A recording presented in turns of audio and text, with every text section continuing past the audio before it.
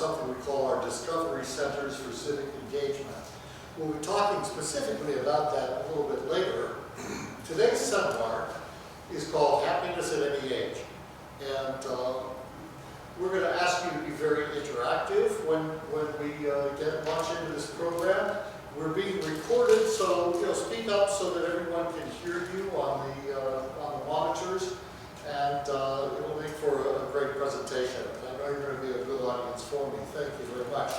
My name is Guydan, and I actually started this program about 5 years ago. In the last 3 years, it's been funded by the Executive Office of Elder Affairs at the state of Massachusetts. We use this program as a method to help people of all ages, but people who are interested in making that transition from work or whatever it is they're doing into what we say is what's next. For some, it's retirement. I always use that word in quotes because many people find out sometimes they're busier in retirement than they were when they were working. It could be that, or it could be someone who just wants to think it's time to give back to the community. So what we do is we help people to make that transition from one thing to the next thing. And part of the program is to offer a series of seminars. We'll be talking about that, but we have a seminar called Discover Your Purpose, Discover Your Encore, Thinking Beyond the Money, Discover the New Retirement. And just this last year, I developed this program called Happiness at Any Age. So we'll be launching into that. I'd love to learn a little bit about what inspires you. And really those are part of our goals. Our goals being to educate, motivate, and inspire you to take that next step. Whether it's to decide, yeah, I'd love to be happier, or I'd also like to get happier by doing work with a social purpose in mind. So our agenda today is much as what we do with all of our seminars. We start off by looking at some research, so we make some grounding, some basis for what we're about to talk about. We'll talk about happiness in many ways, but during this program, we're going to have an opportunity to fill out for yourself a couple of happiness questionnaires, and you're actually going to get a number that you're going to put on your own happiness. We'll break out into some breakout sessions, and we have 2 nice tables here to do that, because one thing I've learned about giving presentations is you really don't want to learn everything from me just standing up here and talking to you. Adults learn from each other. So when we go into the breakout session, you'll want to be a real good contributor to your fellow people in the breakout group. And they will convene again. And then at the end, talk a little bit more about the Discovery Center program. I don't know why this is going on and off, but there we are, we're back again. So our outcomes is to help you decide what happiness is, to explore how to create happiness for yourself, and at the end of the day, ready for the next step. So you're ready to go on now? All right, let's do it. Well, Aristotle, we're talking about happiness now, right? A couple of centuries and more ago, people were talking about happiness as well. So it's something that seems to be on the minds of human beings. He talked about knowing yourself. And gee, that's such an important thing in life generally, but it's critical as you think about how to be or how to become more happy. He talks about continuous self-improvement that creates these virtuous habits of living. And the idea is to achieve this idea of self-sufficiency, hopefully moral self-sufficiency, and provide some common sense prescriptions for happiness. And the way you get happiness is becoming your best version of yourself. This is something we sort of wish for ourselves. This is something we wish for our children, don't we? That they become the best version of themselves. And our examples actually prove that to them. So here we are, 4 centuries BCE, happiness is on the table. The founding of our nation. Here we have Thomas Jefferson, who was clearly inspired in the writing and his fellow founding fathers in the approval of the Declaration of Independence, where in that he talked about truths being self-evident, that all men are created equal, and that we are endowed by their Creator with certain unalienable rights, among these life, liberty, and pursuit of happiness. So this was on the minds of people in the founding of our country. So the issue we want to grapple with is what is it that counts most for health, happiness, and all of these contribute, science has found, to a longer life. So I'm going to ask you now, we're going to start off by asking you the question, and we'll be recording your answers. What does the word happiness mean to you? So just throw out some phrases, words. Say what? Being content with your life. Contentment, okay.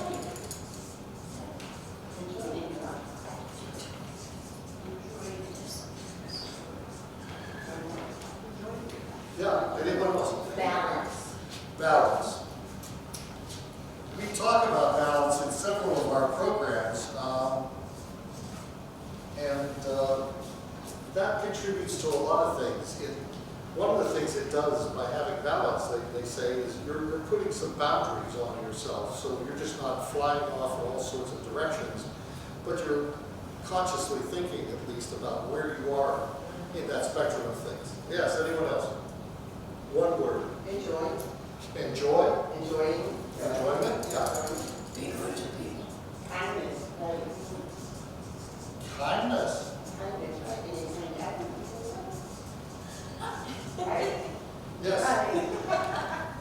The sort of the idea of loving your neighbor and Definitely that trying to Be good to each other. be good to each other. Yes.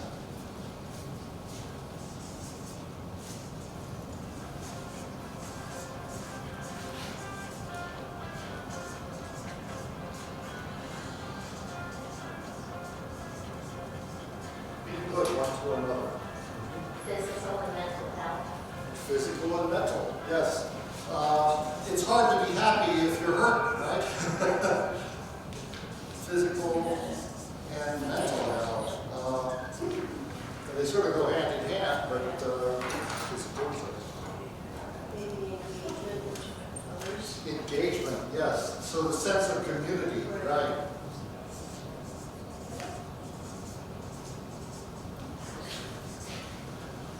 We're almost running out of space, but I'm going to take more to say what? Helpful? Helpful? Helpful, yeah. Well, that's the idea that you're giving something of yourself, aren't you? Yep. And it's in the giving sometimes that we receive. Good start, people. This is great. You know, I always get inspired at the front end of these discussions when you all come up with these words, because a lot of these you're going to find are going to come up in the presentation.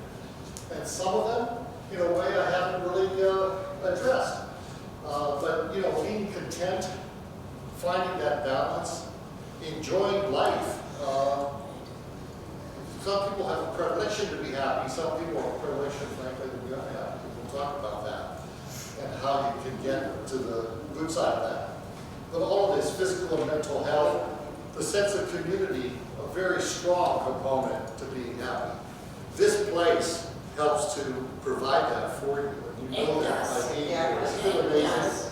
You know, I've talked to so many of the Council on Aging directors before, during, and after COVID, and one of the questions I always asked was, what was the big impact on the people who are in your center because of COVID? And I'm expecting, you know, that the people who are out there who are disconnected being very affected by it. But in fact, most directors said the people most affected were the people who were actively engaged in the center, who then couldn't come as often to the center. They missed that sense of community. They missed that sense of being together. And certainly that was a contributor to happiness. So, but fortunately, I think we've come out of that now. So thank you for that. This is something called the word heard the word, did anybody hear of the word cloud before? Right. So what you do with a word cloud is you take, for example, this list of words and others, which I have done over the years, and you put them into a computer system that it's sort of like an artificial intelligence thing, at the early stages of artificial intelligence. But what it does is it takes the words and emphasizes some over others, puts them in different positions. And sometimes by doing that, you get a lot of insights into the topic that you're trying to address. So for example, for happiness, you know, it talks about success, well, I don't know why that's blinking, but it talks about success. It talks about having fun. I think we talked about that. You know, parents, interesting. Positivity, friends, family, health, community, relationships. Basically, being energetic and graceful. So these are all terms that come together when we think about happiness. Now, happiness, we found, actually changes over time. Once again, I'm going to ask you all to be participants here. So, take yourself back to being a child now. And let's think about and provide me with some words or phrases that you would say described you as a child. What made you happy as a child? Play. Play. Outdoors. So, Playing outside, right? what's that? I would say big playing outside. Play outside? Play. Friends, yes. Positive reinforcement from teachers. Positive. In other words, something outside you made you feel better inside. Like you said, teachers. I'm gonna add parents too, because hopefully you had positive parents. Well, that was school vacation was happiness. What's that? School vacation. School vacation was happiness. I grew up in the war in Germany, but I was still was happy. You were happy. Life. You were happy by what? What made you happy? At least we got a little something to eat. Okay. So food makes you happy, yeah. Still makes me happy. Still makes me happy. I don't know what it is. Okay, now let's move forward just a little bit in time as a young adult. So now you're in your early teens, let's say. What makes you happy? Girls. Sleep. There's an honest man. I'll put girls and boys. How's that? Yeah. All right. And animals, pets. What? I love my pets, animals. Pets. Oh, very nice. Very nice. We didn't have. Pets give us a lot of joy, a lot of They happiness. got cars. Driving, getting to, yes, becoming a driver. Yeah. The job. Yeah, sure. You know, that's something that adds worth to yourself and value and makes you happy. Fast cars. Fast cars. You were one of those, were you? Okay. Fast cars. Oh. You don't have them. I think they still have them. Up until 2 years ago. Okay. I'm worried about this thing. No, I think they look like It's getting rickety, guys. It's getting rickety. Okay, those are all really good ones. Now, now let's move to adulthood now. You've finished with school, maybe. You're out in the workforce. You're building a family, those kinds of things. What makes you happy? The job you enjoy. The job you enjoy, okay?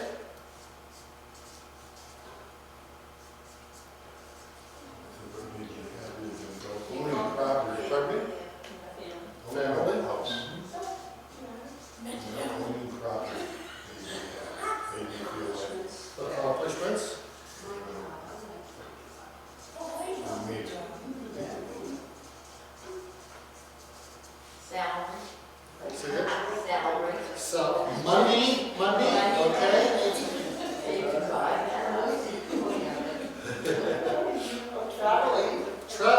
Sure. Okay, these are all good ones. Now, who we are now today. Tell me what's making you happy today. Friendships. So true. I know it's true. The senior center. Eagle Hunt. Grandkids. Whoops. There you go.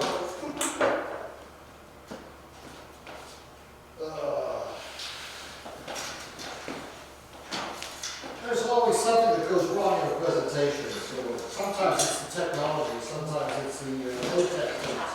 There we go. Is that Yeah, is that letter right underneath? Yeah, right I just wish. on the other side, over to your right. I'm gonna not touch it. All right, so more under adult. I think that The senior center. Senior center, love it. This is not a senior center. whatever it is. I don't care. I'm Grandchildren. I feel part of that.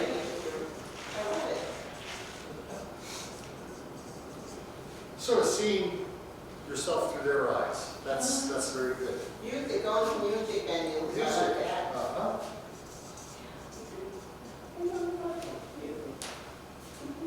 met a husband and you come to another country and be happy. Be happy with a husband. Yeah, Oh, because I that can. is- Spouse, your spouse. Sure. Okay, these are all very good. You can see, though, there's always something that makes us happy over time.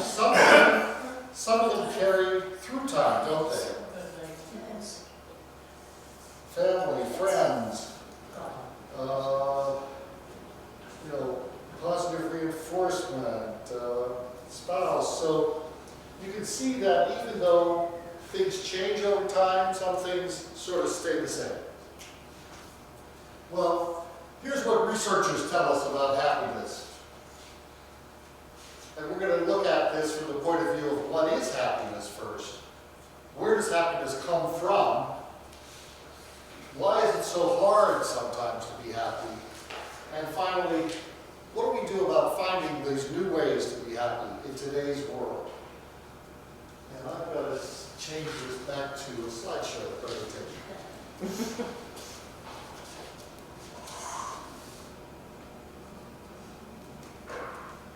There we go.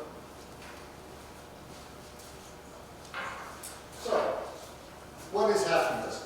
There's a social researcher, her name's Sonia Lunenburg, and she's come up with several things, and we'll be referring to her a little later because she's developed some good tools that we use.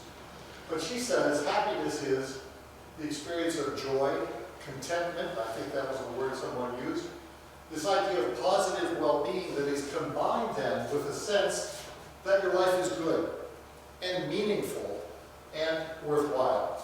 And so, as much as happy is the right word, maybe something like meaning and worth are parts of things that we should be working on.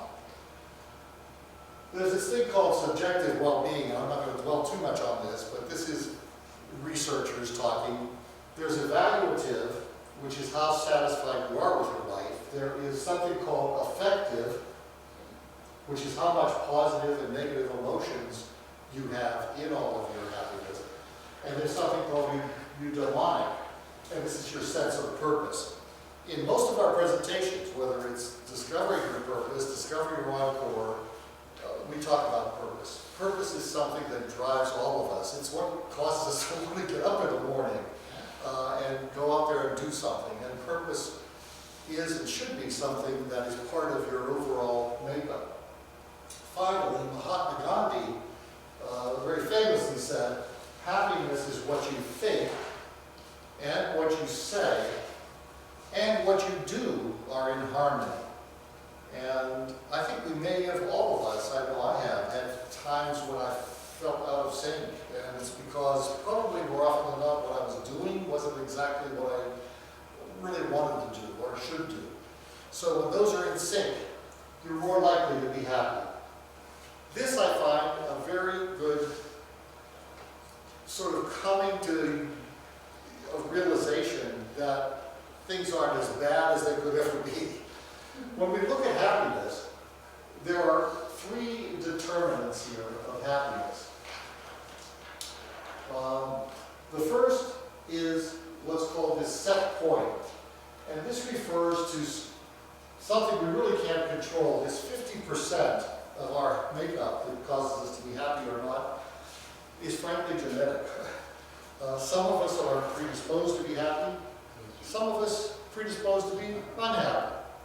But that being said, we all also can operate in the other 50% of this circle. We have the situation called circumstances. How many people have you heard say, oh, you know, this just happened to me, everything just happens to me. Like, how can I be happy when this is happening and that's happening? Well, when you look at it in the totality of your existence, only 10% of your makeup has to do with circumstances. And so that makes up a very small part of what makes us happy. Now, this is the important message to take from this slide, and that is intentional activities and strategies make up fully 40% of our makeup that leads to happiness. And what that means is, it's the secret by what we do and how we think. In other words, you can make things happen. You can pursue new things. You can seek new achievements. You can control your thoughts and feelings. In other words, it's how you respond to that environment, those circumstances, that makes all the difference. And by responding that way time and again, you start to set habits of happiness, which counteracts that 50% whether you're predisposed or not to be happy. But we can make a difference there. So why is it so hard to be happy? Let's just face the facts. There are social forces in the company we keep. There are cultural forces that have to do with rituals, norms. There are economic factors, you know, one's wealth, security, employment, quality of life, and there are interactions, whether it's gender-based, race-based, religious-based, laws and institutions. So all of these affect our happiness, and we should be aware of that. And some of the thieves of happiness are also things to be considered. Fear of the unknown. This idea of chasing self-esteem, this need to feel superior. There's a fellow at our church who you'd never guess what his position in life is, which happens to be the CEO of a major company. But by seeing him operate, he's one of the humblest people I've ever met. So he embraces, I think, this idea of not needing that as part of his makeup. His external pursuit of happiness, material goods, we all face the possibility of wanting to collect things. I know I'm at the point right now where I don't even care about buying anything else. I've done it. You know, I've been there. But the other thing is, a thief of happiness is having happiness as the goal. Happiness should never be the end point. Happiness is always something we're in pursuit of. Because if you have a goal and sort of you achieve it, then what? Then you have to start all over again. No, keep on pursuing happiness, and that will eliminate one of those thieves. So, you know, living in the past, comparing yourself to others, you've heard these before. And these are all very common sense notions that I'm sure you've already probably thought about. But at the end of the day, don't ever neglect gratitude as something that can make you happier. When you wake up in the morning with that purposeful idea in mind, how about a little gratitude, whether it's at the beginning of the day or the end of the day? And this will also cause you to, you know, get to the point where you're overcoming these thieves. So how do you find happiness? We just said gratitude, strong social relationships, connecting with others, that was mentioned during our early part here, and, you know, connecting with nature. You lucky people living in Lunenburg can just walk out your door and nature is there. You know, it's waiting for you. Take advantage of it. Embrace it. At the same time, take care of yourself through regular exercise, through understanding that by exercise you're releasing endorphins, which have a positive effect on the brain and the way you think about everything. Eating wisely, Many people find hobbies bring them joy in retirement and in later years. And practicing mindfulness. Journaling your feelings. Again, finding purpose and having happiness, not your goal, but rather striving for continuous happiness. The interesting point here, too, is that sometimes the harder we try, the worse things get.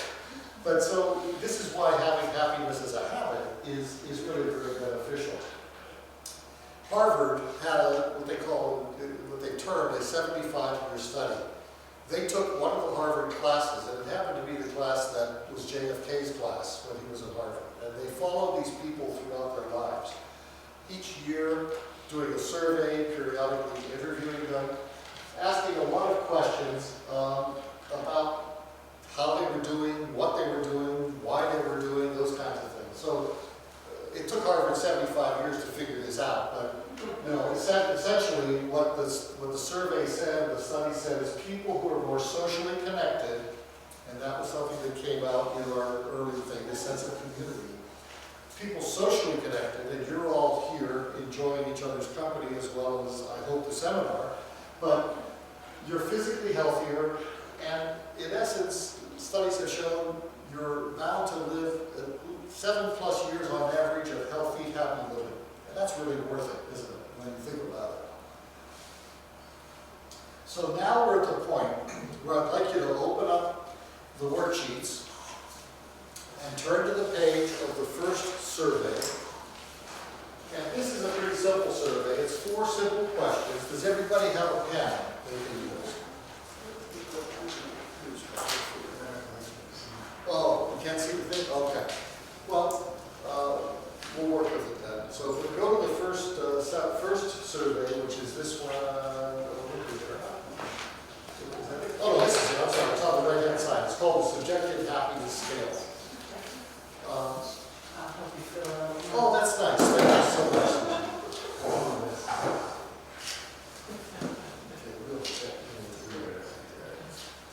So what we want you to do is take this assessment. This was also developed by Sonia Lubitsky. And for each statement or question, on a scale of 1 to 7, and don't spend a lot of time thinking about it. Likely the first thing you think is the right answer is probably the right answer for you. But circle the statement that most describes your current state of happiness. There are no right or wrong answers here. And, we're going to then total up your score by taking this total from 1, 2, 3, and 4, adding that up, and then we'll divide it to get a happiness score for you. So in this,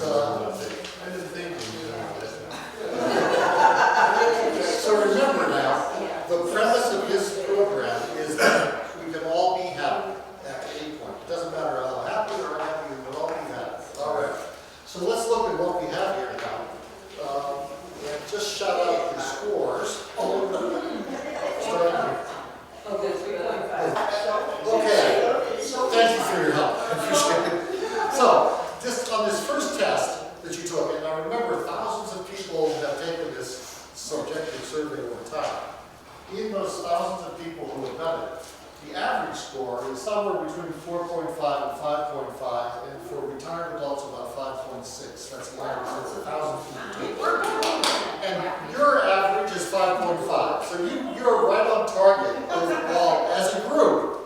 Now that being said, some average, some are higher, some are lower, but very good results for the first go round there. So great. So now let's go to the next survey. And now this is a little bit more intense.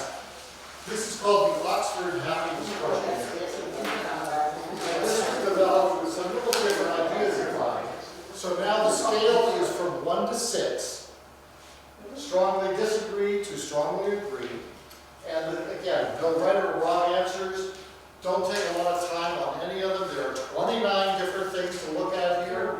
And we're going to try to come up with some averages here as well. After we finish this exercise, then I'm going to ask each each of you in your breakout groups to discuss with each other what kind of insights you have, what kinds of things might you be looking at for the future. And we'll give you some prompts to help you do that. But so now let's take a little bit of time to go through this next exercise. Okay, folks, thank you. Let's get your attention back up here. So on this survey now, where you can see the average of the thousands of people who took it was 4.0, our average from the group here a little bit happier, 4.2. So you're right in the range again. The median is 4.8, which means there are that many below and that many above. That's the middle score. So some of the outliers brought the average down a little bit, but it's very consistent, and that's interesting. So that's good for all of us here. So now we're going to do a little breakout session, and here's what we're going to do. Divided into two groups, so that's random. So you took the survey, and we've been able to determine what your scores are. So now, and I'll maybe just do 5 minutes on the breakout for you. But, so considering your score, we'd like you to talk to each other, learn from each other. Think about what area or areas of your life would you like to work on to increase your feelings of happiness. These are some prompts. And I'll keep this up on the screen so you can look at it. It might be family, it might be workplace, it might be career, it might be health, it might be what surrounds you, it might be more leisure time, it might be spiritual things that you want to work on, or maybe others that you grew up with. So now the room's going to get noisy, but that's okay. Talk over here, and think about what areas you might want to work on to increase your score. And when you come back to the group, we're going to talk about those focus areas and then think about how we're going to do it. And if there are any other thoughts, I'll record those as well. Go to it. Give me 5 minutes. Thank you. Terrific. What did your group come up with on things you want to focus on? I know, I want to declutter. If my house is decluttered,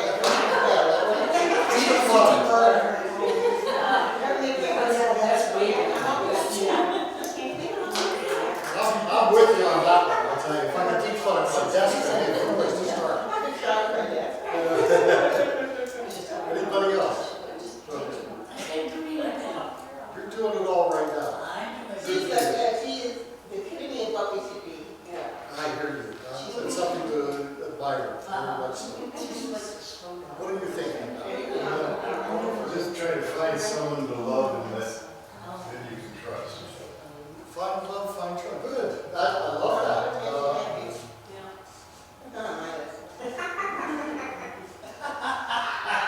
But he accused me of not saying I didn't like him. I never said that.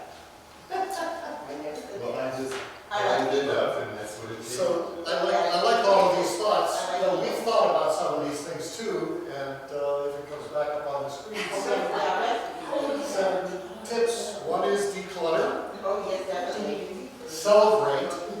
Hey, how about getting rest? This is one thing that I try not to be guilty, feeling guilty about, is sometimes about 2 in the afternoon, I just have to sit down for a minute and take about a 15-minute snooze and wake up refreshed. So getting some rest is not a bad idea. Some of those people who are predisposed to being unhappy versus unhappy, you say, gee, I wish he or she would just smile, Right. And smiling, just because of what you're doing with your face, makes you feel better,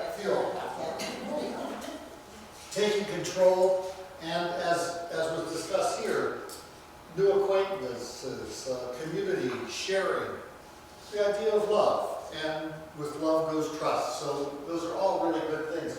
How to do it, hear yourself, finding hobbies, practice mindfulness. I don't know if any of you actually practice that as a skill.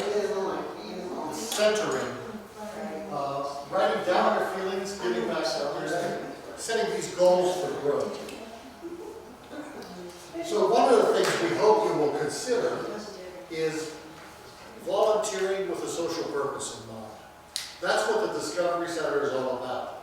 And whether it's paid or unpaid work, whether it's here in the Council on Aging or in any one of the number of nonprofits that exist within a 5 to 10 mile radius of where we're sitting right now, do it, because I think you'll find a great reward there through personal meaning.